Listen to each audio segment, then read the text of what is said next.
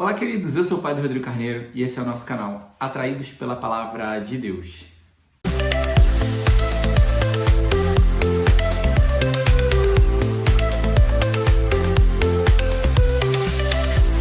Bem, domingo chegou nesse domingo, então para vocês aí no Brasil estão celebrando a solenidade da Assunção da Virgem Maria. E a gente aqui é o 20º domingo do tempo comum, um dia normal, porque celebramos na última sexta-feira, no dia 15, no dia mesmo e próprio, que era dela, porque aqui a gente não transfere para o domingo. Então, hoje a gente está de novo celebrando coisas não desconexas, mas diferentes, né? Em momentos diferentes, não coisas diferentes, porém em momentos diferentes. Então, seja muito bem-vindo, você que é um atraído pela Palavra de Deus, você que está chegando a primeira vez, você que já é um atraído, você que já está aí com a gente, você que caminha com a gente aqui no nosso canal. Seja muito bem-vindo aqui com a gente nesse tempo de graça que a gente tem vivido. Bem, celebrar então a Assunção da Virgem é diferente. Nós temos dois momentos de elevação, a Assunção e a Ascensão. A Ascensão corresponde a Jesus, porque ele se elevou, porque ele era Deus e tinha o poder e o próprio Espírito em si.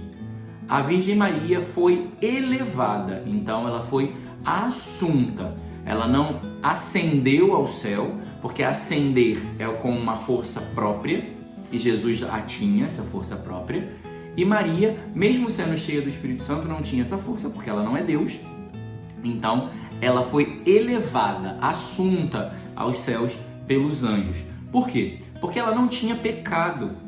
Então, por não ter pecado, ela não ia passar pela corrupção da carne. Porque a corrupção da carne é um fruto do pecado. Uma carne, uma vida corrompida pelo pecado, nos traz como consequência também a corrupção da carne. Nós vamos ver, não sei se você já escutou falar sobre isso, se não escutou, fala agora, ou talvez você já tenha escutado, que existem corpos de santos incorruptos. O que significa isso? Algumas pessoas que viveram uma vida em santidade, né? Pode ser o corpo inteiro, pode ser uma parte do corpo, né? Então, alguns santos, por exemplo, Carlos Acutis, Santa Clara, santos que celebramos agora esses dias. Santa Clara, algumas partes, Carlos Acutis, Santo Antônio, que está a sua língua preservada até hoje. Qual é o santo? Tem um santo que é o pé dele, porque foi o... agora não me acordo, eu li esses dias. Um santo que tinha o pé. Depois você pesquisa aí um santo que o pé dele foi preservado porque foi o pé que pisou. Ai, agora não lembro. Tá, não vou lembrar agora. Mas tem um santo que o pé dele está preservado. Tem santos em que o corpo está intacto, como Santa Rita de Cássia, Santa Catarina de Labouré, Padre Pio, algumas partes estão preservadas, já tem muita parte que já é de cera. Tá, mas o que significa um corpo incorrupto? Uma pessoa que viveu em santidade e o seu corpo não experimentou a decomposição, a deterioração. E a Virgem Maria, como era mulher cheia de graça da parte de Deus, não experimentou nada do pecado porque foi preservada por ele, pelos méritos, né, pela antecipação dos méritos da cruz de Jesus. Então ela foi redimida do pecado antes de nascer, antes de poder pensar em cometê-los, ela foi redimida. Então o seu corpo não foi deixado para experimentar da corrupção da carne, mas ela foi elevada de corpo e alma aos céus. Então isso é o que a gente celebra hoje, a Virgem que não tinha pecado, que o seu corpo foi elevado aos céus. Então a gente pode entender que quem não tem pecado vai subir, viu? Quem não tem pecado, quem luta contra o pecado vai subir aos céus. Essa é a máxima da nossa vida. Por isso a gente luta contra o pecado, para subir aos céus, para alcançar a vida eterna, para alcançar a herança dos eleitos, o convívio dos eleitos. E quem não experimenta de corrupção em vida, porque todo pecado é uma corrupção. A gente pode pensar que corrupção é só roubar, corrupção é uma coisa dos políticos, corrupção é uma coisa de quem tem dinheiro, corrupção... Não. Qualquer pecado é uma corrupção, porque corromper é desvincular-se ou separar-se Ou, por exemplo, antigamente tinha isso, né? Um DVD, um pendrive que está corrompido. Você não pode mais acrescentar nada nele, não pode mais gravar nada e ele danifica o resto, aquilo que ele entra em contato. Uma pessoa corrompida pelo pecado, ela não consegue receber e ser cheia da graça do Espírito Santo e ela não consegue também, e quem tem contato com ela acaba também sendo pervertido, sendo contaminado. Então, essa é a corrupção.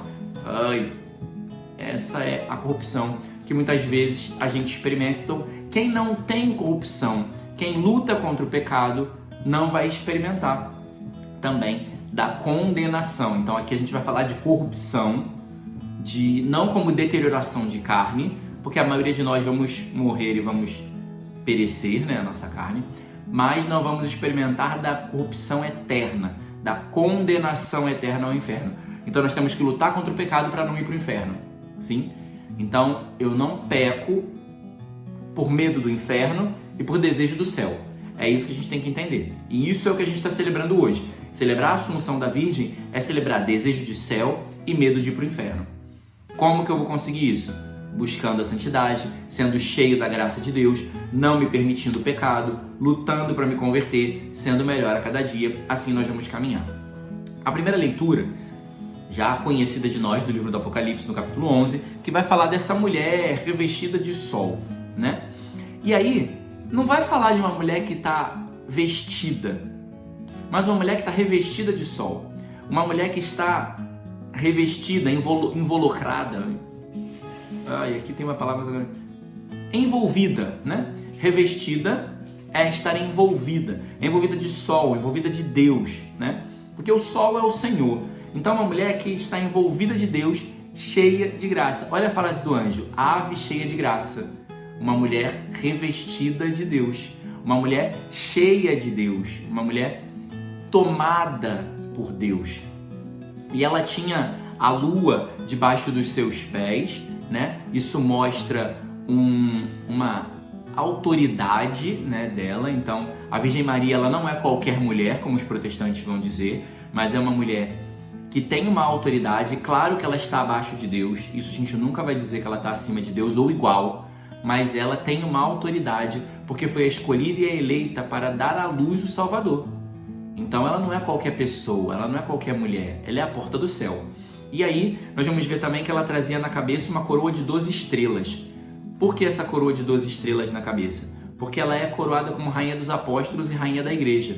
Então a Virgem Maria, ela é rainha dos apóstolos e da igreja, rainha de cada um de nós, nossa mãe e rainha.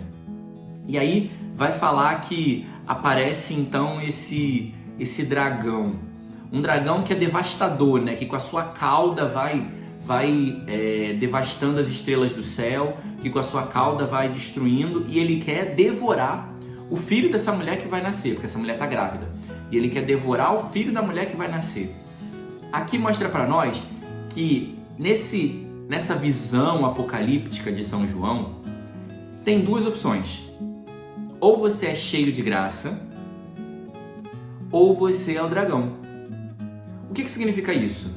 Ou você é cheio de graça, que você está buscando o Espírito Santo, ou você é cheio de graça porque está cheio do Espírito Santo, de não ter pecado, que tem uma autoridade espiritual dada por Deus, que tem uma responsabilidade com a sua vida espiritual. Ou você é o dragão, que está devastando, quer destruir, que não faz nada para acrescentar ou para crescer. Então aqui a gente precisa tomar cuidado. Quem eu tenho sido? Que tipo de cristão eu tenho sido? Eu tenho sido um cristão divisor? Eu tenho sido um cristão que tem devastado as coisas e os lugares? Ou eu tenho sido um cristão de comunhão? Um cristão que busca a Deus? E aí nós vamos ver também que o filho nasceu, mas imediatamente foi levado ao céu. E a mulher foi levada ao deserto. Porque ela foi levada ao deserto porque o deserto é o itinerário da vida cristã. E ela foi levada ao deserto para estar lá até cumprir o seu tempo. Então ela foi para o deserto para cumprir a sua missão, para continuar cumprindo a sua missão. Mesmo tendo dado a luz ao Filho de Deus, ela passou pelo deserto. Então mostra para nós que a vida cristã, ela também é um deserto. vão ter securas, mas às vezes vai aparecer um oásis, vai aparecer um dragão querendo te devorar, mas no deserto vai dizer o texto que ela foi cuidada por Deus. Então no deserto da vida, nas dificuldades e nas lutas que travamos e temos, nós temos também o cuidado de Deus. Deus não deixa de cuidar de cada um de nós, tá? O evangelho de hoje, ele vai mostrar uma Virgem Maria coerente, que também é importante. Por que eu estou falando da Virgem Maria e trazendo para nós? Porque a Virgem Maria é modelo de cristão, tá? Ela é protótipo. A igreja ensina para cada um de nós que a Virgem Maria é protótipo da vida cristã. Ela é o modelo perfeito de como deve ser uma vida cristã. Então, foi para o deserto, mas ela também tinha uma vida coerente. Por quê? O texto de hoje começa no versículo, Lucas 1, capítulo 1, e começa no versículo 39.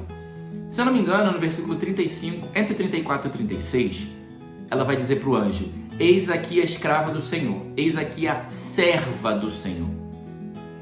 Então ela é coerente, por quê? Porque ela se intitulou como serva do Senhor, e depois de se fazer cheia do Espírito Santo, de conceber por ele o Filho de Deus, ela foi servir. Ela foi para a casa de Isabel. O texto de hoje termina dizendo que ela ficou lá por 3 meses servindo e regressou para casa. Então, ela é um modelo de cristão coerente. Eis aqui a serva. E ela subiu a região montanhosa para servir, para estar com Isabel, para ajudar no que era necessário. A mulher do serviço. Então, vida cristã, não existe vida cristã se não houver serviço, se não houver doação. Ela poderia dar várias desculpas e justificativas. Porque, por exemplo, tem mulheres que não falam da gravidez antes dos 3 meses porque tem o risco de perder, né? E aí vai criar toda expectativa, então escondem e tal. Ela poderia se esconder na sua gravidez no início porque, né? Mas eu vou ficar deitadinha, vou ficar quietinha para me preservar. Não, ela não se preservou, ela não se resguardou, mas ela foi servir pela coerência de vida. E muitas vezes nós vivemos uma vida cristã onde a gente só quer se preservar, onde a gente só quer ser servido, onde a gente só quer receber e não quer dar, onde a gente só quer ganhar e não quer ofertar, onde a gente só quer venha a nós e os outros que lutem, porque eu não estou disposto a servir, a doar, a me entregar, a me fazer como uma oferta. E aí nós vamos ver também que quem se faz servo é alvo de muitas bênçãos.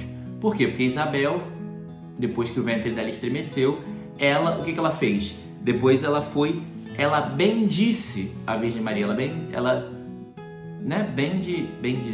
esqueci como é que se fala. Ela disse palavras de bênção, pronto. Ela disse palavras de bênção para a Virgem Maria. Então, quando nós estamos a serviço, a gente às vezes não vai ganhar nada de material, não vai ter nada de material que a gente vai receber em troca, mas nós vamos receber muitas bênçãos da parte de Deus. Nós vamos receber muitos retornos e colher muitos frutos da parte de Deus quando nós nos colocamos nesse caminho e nesse itinerário do serviço. Também nós vamos ver que Isabel e a criança ficaram cheias do Espírito Santo, porque servir é encher os outros com aquilo que é de Deus. Eu vou derramar do Espírito, derramar da graça de Deus sobre os outros. Muitas vezes a gente serve só para encher os outros com pesos, encher os outros com a minha vontade, encher os outros com o meu querer, com o meu jeito. Não, a gente tem que encher os outros do Espírito, para que corações se estremeçam, para que vidas se transformem, para que pessoas sejam robustecidas com essa graça de Deus. Então, o meu serviço tem que ser ajudar o outro a conhecer a Deus.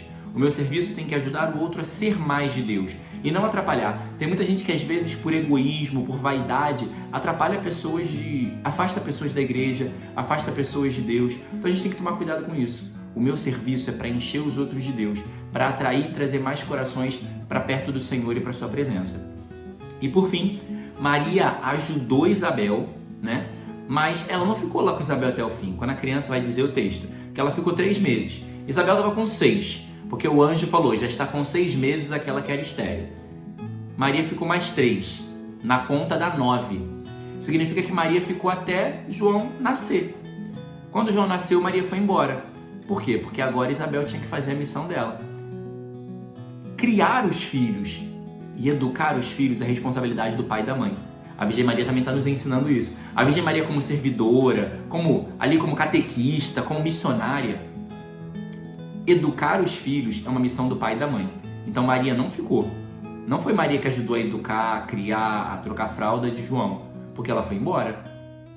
Foi embora por 2 motivos, a gente pode considerar aqui. Em primeiro lugar, porque a responsabilidade dela do cuidado dos filhos é dos pais, então era de João Batista e de Isabel. Maria já tinha feito tudo o que podia fazer, ajudando ela nos afazeres cotidianos, já que, imagina, ela com um barrigão imenso, não podia fazer nada. Então Maria ajudou ela nos afazeres cotidianos, serviu, rezou com ela, estiveram juntas, partilharam. Mas chegou a hora de Isabel assumir a sua responsabilidade. O filho é teu, toma que o filho é teu e você que tem que cuidar. E outra coisa também, Maria tinha que voltar para a sua vida, né? Ela tinha que conversar com José, ela tinha que organizar suas coisas, ela tinha que começar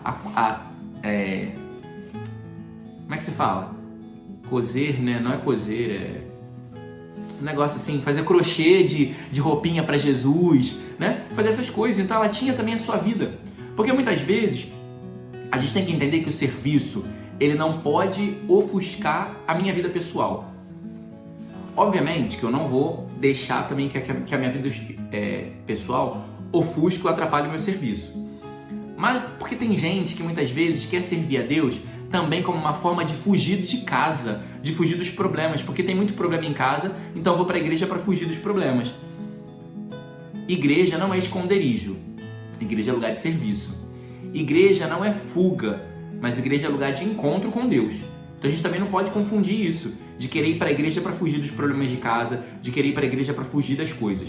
A gente tem que ir para a igreja, servir, se encher de Deus e se alimentar do que Ele nos dá e voltar para casa para a missão. Então Maria serviu 3 meses a Isabel, fez o que podia fazer, mas voltou para casa para sua missão, porque ela tinha José para contar, para falar, né? Ela tinha toda uma vida para conduzir. Então ela não deixou de lado a sua vida, ela voltou para a sua vida para fazer o que tinha que fazer e para realizar tudo o que tinha que realizar. Então tenhamos também essa coerência e esse equilíbrio na nossa vida. Temos que cuidar da nossa casa, dos nossos afazeres pessoais, sem deixar o serviço. E também o serviço não pode atrapalhar ou ofuscar a nossa vida pessoal. Equilíbrio é tudo. Louvado seja nosso Senhor Jesus Cristo, para sempre seja louvado.